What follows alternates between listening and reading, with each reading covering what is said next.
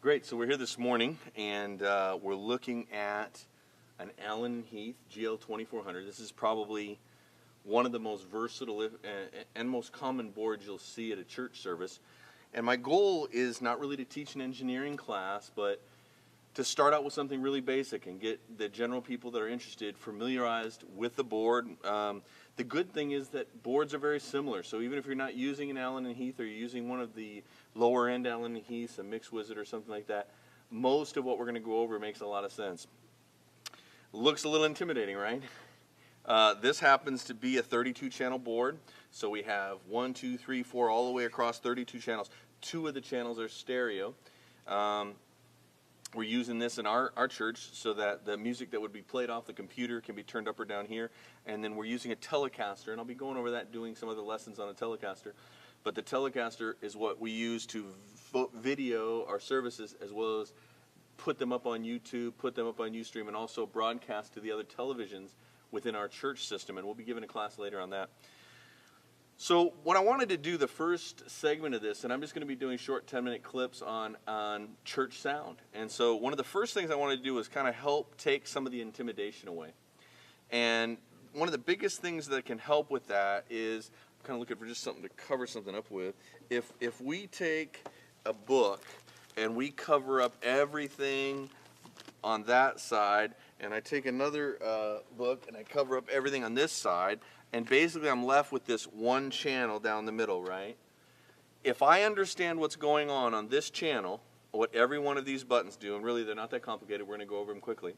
But once I understand what each one of these things do on this one channel, so if I understand one single channel of this 32 channel board, I've got figured out what this channel does, and I work at just figuring that out and getting that clear in my mind.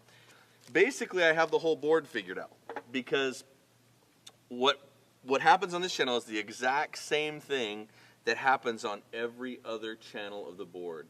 So what we're going to do in this first clip is simply try to familiarize you with the board, familiarize you with what each one of these buttons and knobs and sliders does. And once you've got that and you can reflect that back and you have a good understanding of what those things do, then you're going to understand all of this section and all of the other section. And then at a later time, we're going to go over here, this kind of central master section is what we call it. And this is just overall volume and routing and things like that. Right now, what we're trying to do is make sure that when you come to one of these channels, and I'm not sure if you can see how this is written here, but it says voice 1, voice 2, voice 3, guitar 1, guitar 2, guitar 3. When you come and look at this, what I want to know is that when you look at guitar 1, you can look all the way up this channel. This is a single system. This whole thing does one channel, right? It's everything that has to do with guitar 1. The lead guitar, the principal guitar that's plugged in down at the stage is plugged into guitar 1, and it's controlled by all of these knobs, and I can control just guitar 1. And once I get a handle on what each one of these things does, then I basically overcome the complication, and that's the same thing it does in guitar 2, the same thing it does in guitar 3, etc., etc.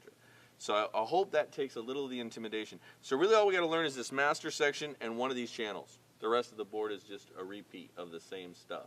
So don't get intimidated. Let me bring the camera a little closer and get you a little closer look at the board, and we'll go over some of these details.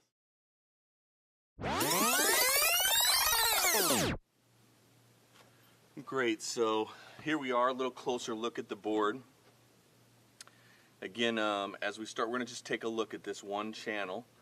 And so this very first knob that says plus 48V. You push it on to turn it on, lift it up to turn it off.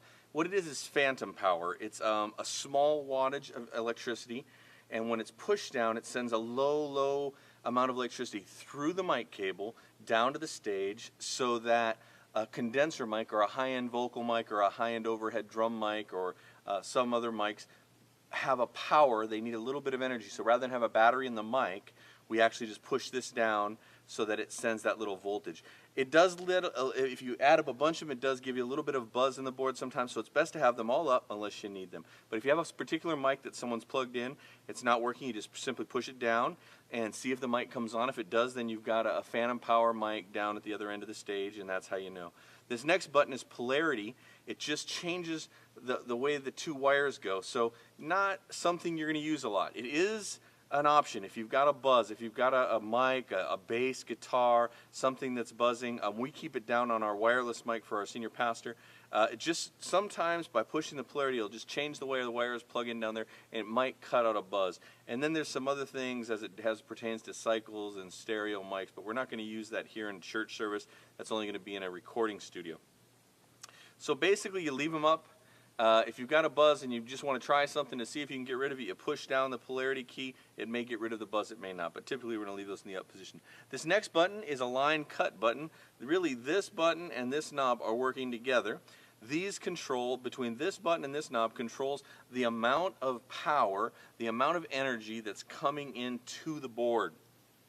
So this cuts the power that would be coming in, for example, from a lead guitar or a bass guitar. It cuts it in half. This knob turns it up or down. So if I've got someone singing very quietly, I may need to leave this up and turn it up a little bit. If I've got somebody that's got a bass guitar and they're pushing it through an amp and then it's coming into the board, into the signal here very strongly, I may need to cut it in half and then turn it down even a little bit more.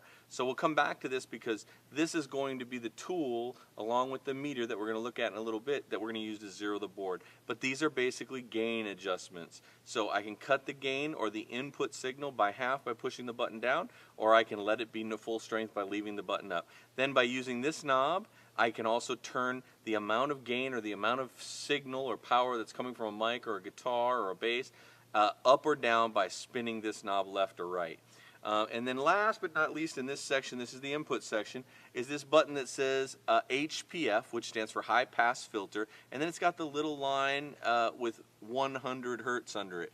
What that is by pushing this down, anything that's lower than 100 hertz is cut out on a slow gradual slope out of the scale. So 100 hertz is basically the bass knob on your radio or on your boom box. If you turn the bass up, what you're turning up really is this 100 hertz.